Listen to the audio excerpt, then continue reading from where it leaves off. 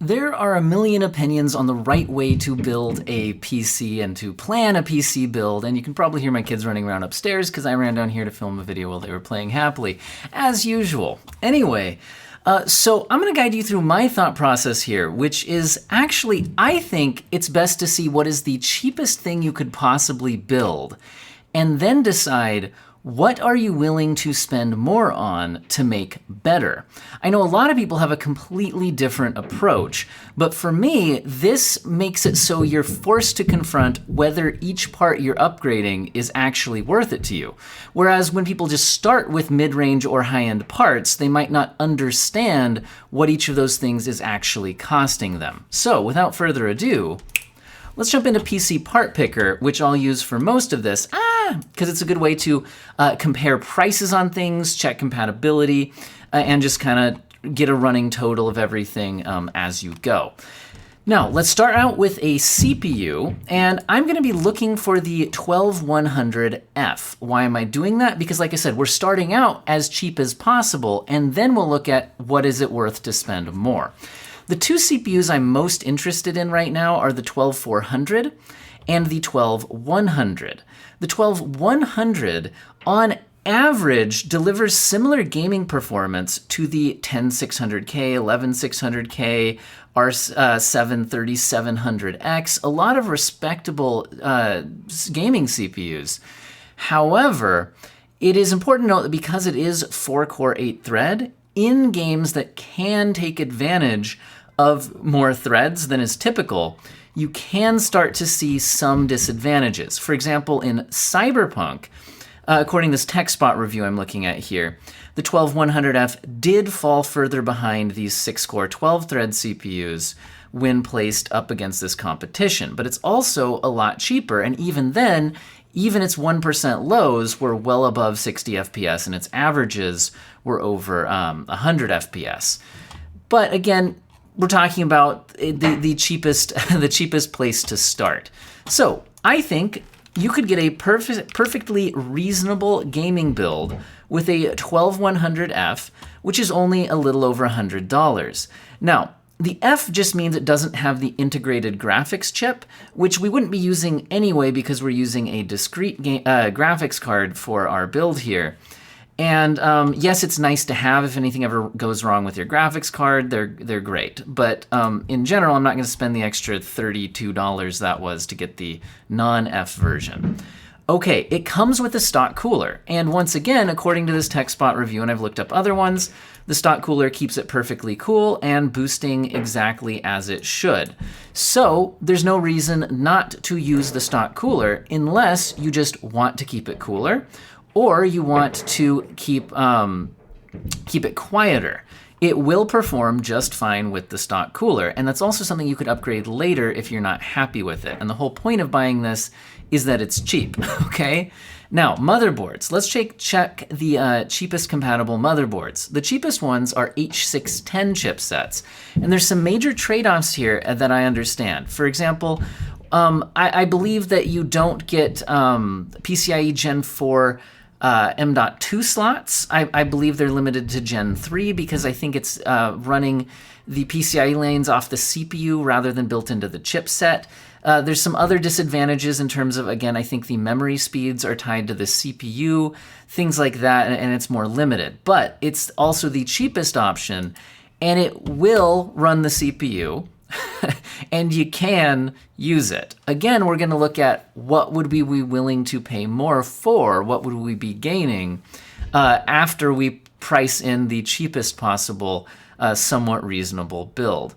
Okay, so memory-wise, even on a budget build, I don't recommend going below 16 gigabytes, and of course you want to buy that as two 8 gigabyte sticks, not a single 16 gigabyte stick, because you want to run in dual channel mode. Looks like the cheapest they get right now is about $53, and that would be for DDR4 3016 CAS latency. It looks like for an extra, let's see, that gets faster, but it's actually slower because of the CAS latency. Okay, here's the next step up. It looks like we can spend about $2 more to bump up the frequency a bit and stay at that CAS latency. I think that's worth it even on the cheap build here. And this is actually, you know, reasonable RAM. That's going to be perfectly fine. And I believe that's also as fast as we can go on this chipset, although I could be wrong about that, because honestly, I don't know a whole heck of a lot about super budget chipsets. Just know it will run the parts. All right. Now, storage-wise, at the absolute low end, I think you should still be buying an SSD. I don't think buying a hard drive as your boot drive is worth it at all, even on an extreme budget. If you are an extreme budget, though, I do think you could limit yourself to 500 gigabytes and then just buy more storage if you run out. Now, it looks like the absolute cheapest one is a SATA SSD, but it looks like you can get an NVMe SSD for $1 more. So for $44, again, we're buying the cheap guy. I know you guys are like, there's better SSDs. We're looking at the minimum price you could build a reasonable modern PC for, and then we're going to look at what would we be willing to pay more for. Okay, that's what we're doing. So already hear some people shouting at the screen. Okay, now, video card wise, again, I want to build a modern gaming PC. So I'm not saying we're just gonna buy the cheap, like go to video cards, sort low to high. Okay, look, for $55, we can buy a Radeon HD 5450. No, we're gonna limit ourselves to some kind of modern choices. Now, if we pull up a relative performance chart, for those of you who don't keep track of the whole GPU market and all that, there's various places you could get these. This is at techpowerup.com, and I believe this one's more accurate than a lot of the ones you'll see out there, and it also has just about every GPU on here. NVIDIA's current lowest end desktop chip in the current generation is the RTX 3050. The main problem with it is that a lot of times it's overpriced. Its MSRP should be $250, and I bought one at that price. They do come available at that price, but they usually don't sit in stock at that price. That puts it somewhat on par with some older GPUs like a 1660 Super, 1660 Ti, or a GTX 1070, although it does have DLSS, which can help it increase its frame rates, but at 1080p, DLSS does not look identical to native. It looks better than running FSR at 1080p, but it's not perfect, and I'd use it more in a pinch, not want to count on it. Now, if you scroll down to AMD's current budget offering with the 6500 XT, that's slower, doesn't have DLSS, it doesn't have an encoder. If you're on PCIe Gen 3 connection, it can have some issues, although I believe our main GPU slot, even in the H610 chipset on our build here, is actually PCIe Gen 4, so I don't think that would be an issue, but still just the overall performance is just lower than I'd want to go for a modern build right now, even at a pretty budget end. So AMD's next step in their current lineup is the RX 6600, and often on the actual market costs about the same as a 3050, despite delivering almost 30% faster performance when you're not using DLSS. But DLSS, like I said, at 1080p doesn't look great, although it's usable. That just helps it catch up. And I did a recent comparison of these if you'd like to see. I do own both of them and have compared them. So it looks like currently the cheapest 3050 in stock is $340. Let's compare it to the cheapest RX 6600, which looks like it's in stock at its MSRP of $329. And there's a few other models you could choose from if you prefer one of these coolers or wherever it's being sold from. I'm just gonna slot in the cheapest one for now. And actually this is the model that I own and I'm perfectly happy with it. You'll be able to game at 1080p, 60 FPS high settings in the most demanding titles that are currently out. Ultra settings possible in slightly older games and still maintain 60 FPS. You can also tweak down to medium settings or play older games at a high refresh rate experience. I think this card is still often the best value out there when other competitors aren't priced, where they should be. This actually sells at its MSRP.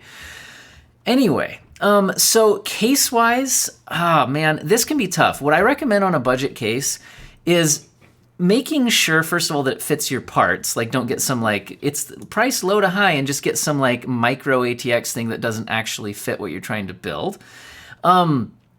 So that's one thing. Also, if it doesn't come with fans, you might need to buy fans anyway, which might then end up pushing its price up higher than if you just bought a slightly more expensive case that came with fans. Now, I'm just gonna, speaking of fans, look if Fantex has anything cheap right now. A lot of times, okay, I know these aren't the absolute cheapest, but the P360A for $80 is a decently reviewed budget case, and it comes with a couple of fans. I like the brand. I think this would be fun to build in. You could go cheaper than this, but you could also go a lot more expensive. So I'm going to go ahead and slot that one in there as our case. So now all we have left is a power supply. Now, I think it's fun to sort low to high, but then if you just sort low to high on power supplies, like there's some absolute junk out there. And so what I do then is I usually try some brands that do have some reasonable budget power supplies and scroll down a bit, because sometimes you'll see discounts on ones that usually cost a lot more. So a lot of these cheaper EVGAs would be fine on a budget system. But a lot of times Corsair, sometimes I'll see discounts on some reasonable power supplies here. Like, okay, how about this? We can see the Corsair CXF, 650 watts, fully modular. It's only 80 plus bronze, not gold, but people who are saying like a bronze will explode. Okay, bronze, 80 plus stuff, all of that, 80 plus gold, that's an efficiency rating, not a reliability rating. So it just has to do with its efficiency curve. Now this has some 5-star user reviews. It's only $65, and I've actually pulled up a review of this. This has been professionally reviewed. It's not like knocking it out of the park, but it didn't say it was dangerous to use or anything like that. They said it was expensive, but that's because at the time of review, I believe this was over $100. But as of the time of our purchase, this is only $65. So I think for 650 watts from a trusted brand like Corsair, no, it's not one of their highest end lines. Hey, it even has some RGB, fully modular. I think for $65, that is perfectly reasonable, and that's plenty of power for a 6600. This thing only uses 100 watts, guys. I have one. It only uses 100 watts. This is actually overkill. This just happens to be on discount right now, which is nice. Okay, so that brings us in under $800, and I think that this is a reasonable gaming system that you could buy, but I will tell you right now, if we want to upgrade, there are places where I absolutely would upgrade. I think that the 12100F and the H610 really should be a 12400F and a B660. That's going to make a big difference, I think, to the longevity of the system, especially as we've seen some games do punish having only 4-core 8-thread, although it's still perfectly usable. But also, I would personally like to buy a CPU that could survive another generation of GPU upgrade. That's where I'd like to go. And I'm not saying the 12100F couldn't, but the 12400 will do a much better job. So I'm going to say that that's the first place I'm going to go for an upgrade. So let's check where the pricing would go on if we decided to go with a 12400, because often these are available very cheap. Yeah, 12400F for $160. That is not much more at all.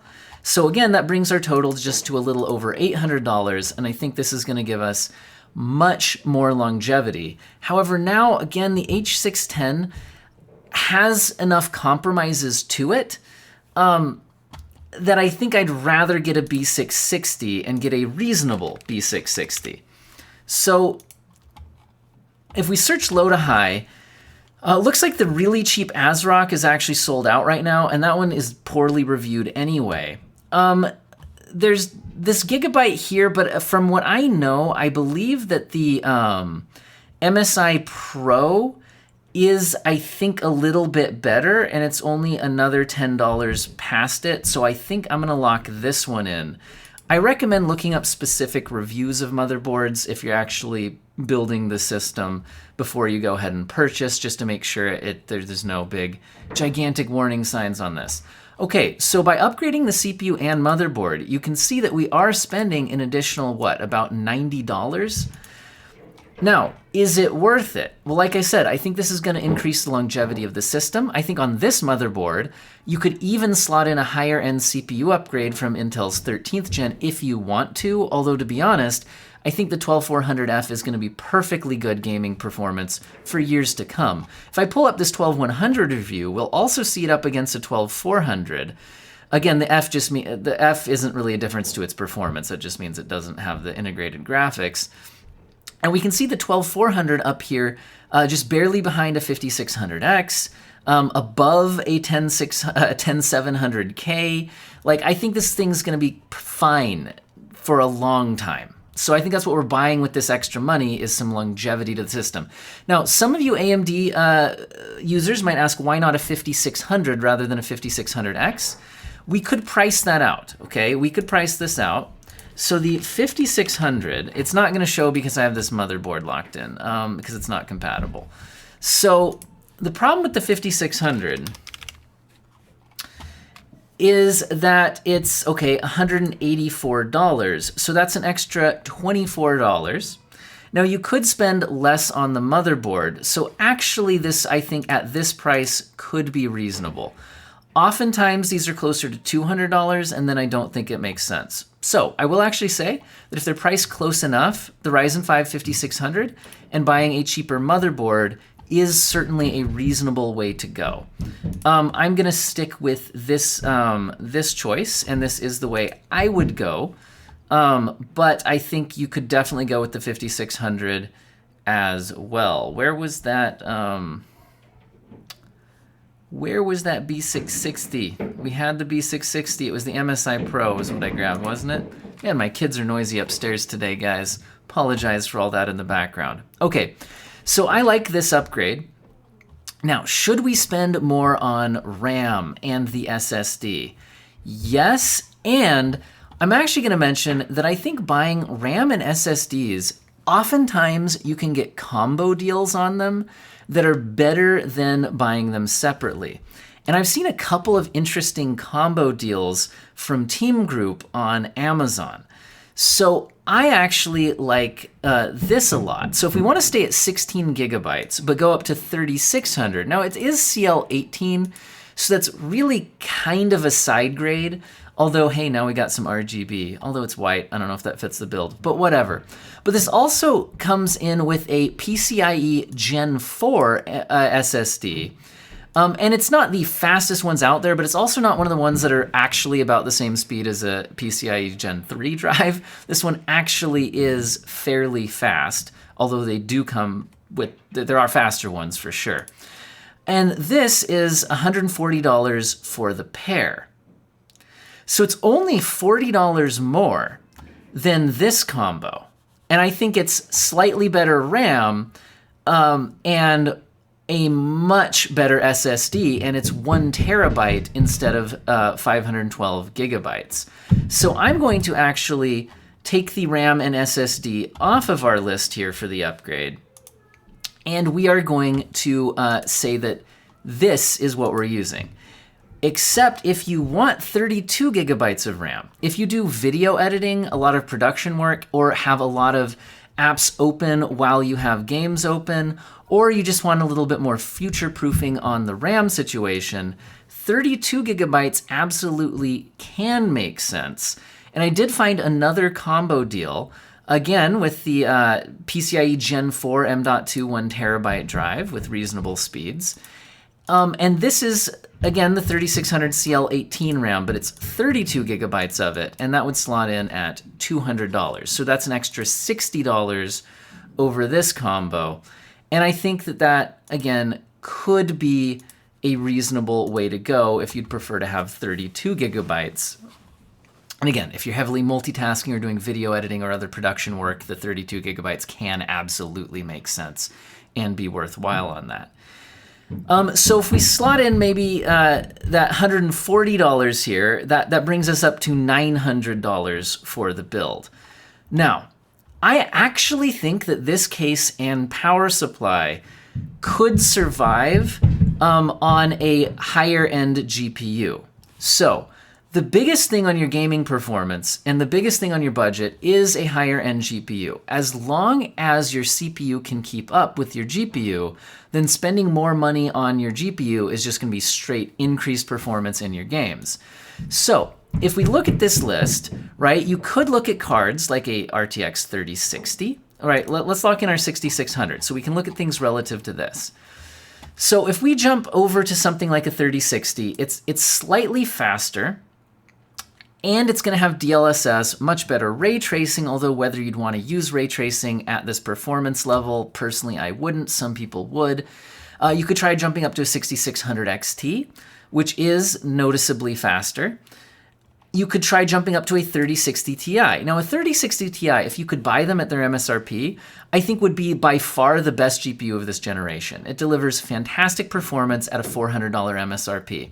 However, you never find them for $400. They're usually over $500. Now the 6700 XT offers basically the same performance as the 3060 Ti, unless you're using DLSS or ray tracing, where the 3060 Ti pulls ahead. If you want to look at a detailed comparison, TechSpot has a 50 game average on these two GPUs, and at 1440p, which I think would make sense for these, although you could use them for very high refresh rate 1080p gaming as well. At 1440p, they average the same performance in these 50 games, although I will point something out.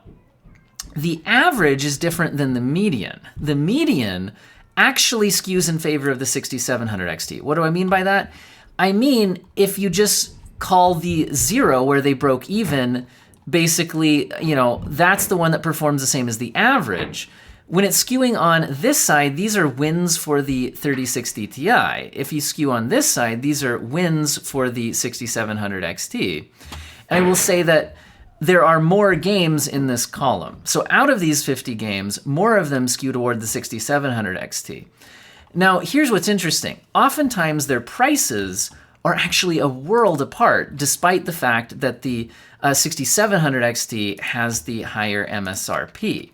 So if I search 6700 XT, you can see that we can find one for $5 over its MSRP.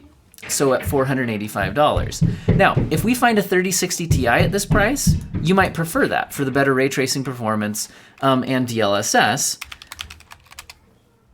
However, the cheapest 3060 Ti is actually almost $100 more right now. Now, occasionally they'll come in stock for below $500, but those usually sell out almost instantly. Whereas the 6700 XT at this price is actually in stock for this price pretty regularly. And we can see there's a number of models here for $500 or less in stock right now.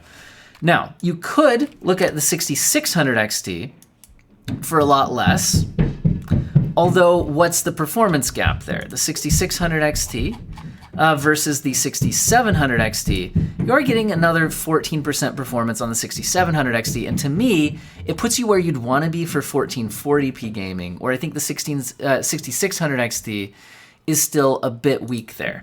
Now, another step down would be the 3060. Let's see. The 3060, wow, almost costs as much as the 6700 XT right now, which is, yeah. Anyway, so I would say with the prices I'm seeing right now, the sweet spot in terms of fantastic performance without paying a ton more seems to be the 6700 XT. If we tried to slot in a 3070 right now, notice that we jump up over $700. So that would be absolutely crazy. So I think out of all of the modern GPU options right now, the absolute best option for 1440p at a reasonable price seems to me to be this 6700 XT, unless you're really wanting to get some ray tracing and DLSS going, in which case you could spend almost $100 more and get that 3060 Ti. But to me, that does not seem worth it at all. Okay, so where does this put our price? This brings us up to, well, not 920, it's 920 plus our RAM and SSD combo, which was either 140 or 200 if you wanted the 32 gigabytes of RAM. But I think that this makes a whole heck of a lot of sense for the build. if you wanted to go past this, I actually think I would stay on the 12400F and this motherboard. I think that we could stay in this case. That's going to be personal preference. I think this case could support pretty much any build that you want to do, within reason. Okay. But I think if you're going to start getting a bigger GPU in here, you'd probably also want to at least consider upgrading the power supply. Now, I think if you were going to do this, it might be like go big or go home. Go up to like a 6800 XT or a 3080. The problem with that is the prices on those. Again, we saw the 3070, which would be kind of the next kind of big step up. It's not even that huge. It's already over $700. A 3070 Ti is about the same price. You already have to jump up to like $750 for that. The next meaningful upgrade from AMD would be a 6800. Well, technically a 6800, but those are almost never available. Hey, I guess there is one for about $760 right now. That's unusual. These are almost never in stock. Hey, anyway, interesting. And the 6800 XT, which is significantly more powerful, seeing one for $800. That's actually better than they usually are. But you can see that it is a huge step up, although it does deliver much, much better performance. Now, a 3080, sometimes we can get them for about $850. Hey, $830, that's a pretty decent deal if you're going to do it. Now, buying at the high end right now, though, when we're about to get new high-end GPUs in a few months, kind of up to you, depends on what you want to do. I think that this is where I think the value build kind of tops out, and anything past this is no longer a value build. It's going to be more of a higher end build, and you'll be definitely paying for it. So let's cap it out there. So if we do 920 plus the, what was it, 140, if we go with the 16 gigabytes of RAM, that brings us in under $1,100 for a very, very, my head's in the way kind of build. A very good build. You know what? I think spending the $200 for the 32 gigabyte kit is pretty interesting here. Coming in at just barely over $1,100 for these parts, I think that's a pretty dang good build. I'm pretty happy with it. Have the 32 gigabytes of RAM, a nice PCIe Gen 4 1 terabyte drive, solid GPU. All right, guys. Wow, this video is really long. I better stop talking. I hope all of you have an excellent day.